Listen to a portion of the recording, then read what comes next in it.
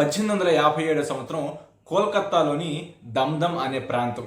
British ఆర్మీలో పనిచేస్తున్నటువంటి ఒక సిపాయి, ఇండియన్ సిపాయి ఒక చిన్న పాత్రలో కొంత నీటిని తీసుకుని వెళుతూ ఉన్నాడు.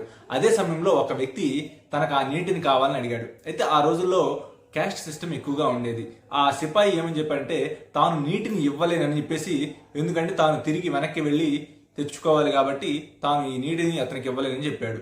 ఆగ్రహించిన ఆ వ్యక్తి, నీ ప్రతాపం అంతా నాపైనే చూపిస్తావు, నువ్వు బ్రిటిష్ సైన్యంలో పనిచేస్తున్నావు, బ్రిటిష్ సైన్యంలో ఆవు మరియు పంది కొవ్వుతో తయారు చేసినటువంటి బుల్లెట్స్ ని నువ్వు నోటితో పట్టుకుంటున్నావు, అలా కానీ వారిని మాత్రం నువ్వు ఏమి చేయలేవు అంటూ ఆ వ్యక్తి ఆ సిపాయితో మాటలని వెళ్ళిపోయాడు.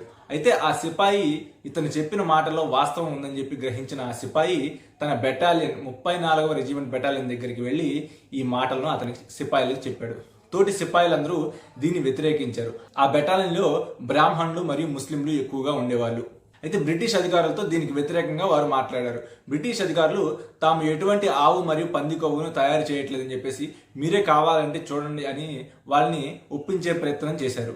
కానీ ఆ తర్వాత నిర్ధారణ ఏంటంటే వాళ్ళు బుల్లెట్లు తీసే క్రమంలో ఆవు మరియు పంది కొవ్వుని ఉపయోగిస్తున్నారు. సిపాయిలు బుల్లెట్లని గన్నులో లోడ్ చేసే సమయంలో ఆ బుల్లెట్లకు పైన ఉన్న ఆ పొరని నోటితో చేస్తారు. సో ఆవు మరియు పంది కొవ్వుని వీళ్ళు నోటితో తీసినట్టు అవుతుంది. దీనికి బదులుగా బ్రిటిష్ ప్రభుత్వం మీరు నోటితో తీయద్దు, చేతితో తీయండి అని చెప్పేసి చెప్తా ఉంటారు.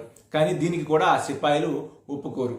1857లో మంగల్ పాండే అనే ఒక సిపాయి హెన్రీ లాఫ్ అనే ఒక బ్రిటిష్ అధికారిని ఒక గన్ తోటి కాల్ చేస్తాడు. అతను కత్తితోటి అతన్ని పొడిచి చంపేస్తాడు. అయితే అదే సమయంలో బ్రిటిష్ అధికారులు ఆ మంగల్ పాండేని పట్టుకొని అతన్ని ఉరితీస్తారు. అయితే ఈ ఒక్క సంఘటన అప్పుడున్న సిపాయిల్లో తిరుగుబాటుకు కారణమైంది. ఆ తర్వాత ఇది ఒక ఉద్యమం అయ్యి ఉధృతంగా సాగి 1857లో మన దేశంలో సిపాయిల తిరుగుబాటుకి కారణమైంది. సో అందువల్లనే మంగల్ పాండే అనే ఈ యొక్క వ్యక్తిని బ్రిటిష్ వారికి వ్యతిరేకంగా మొట్టమొదటిసారి గొంతెత్తి పోరాడిన ఈ మంగల్ పాండే అనే వ్యక్తిని మొట్టమొదటి ఫ్రీడమ్ ఫైటర్ గా మన దేశం గుర్తిస్తుంది.